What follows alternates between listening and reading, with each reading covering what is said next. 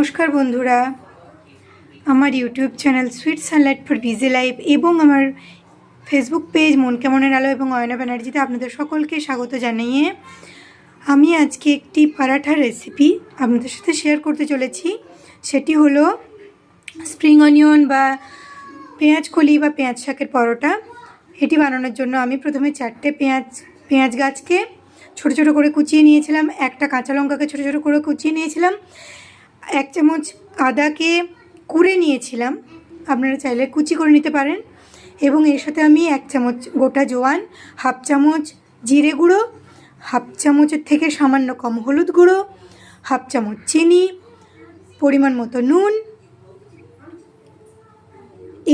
এবং 1 চামচ আদা কুচি, এগুলো দিয়ে ভালো করে প্রথমে মিশিয়ে নিয়েছিলাম।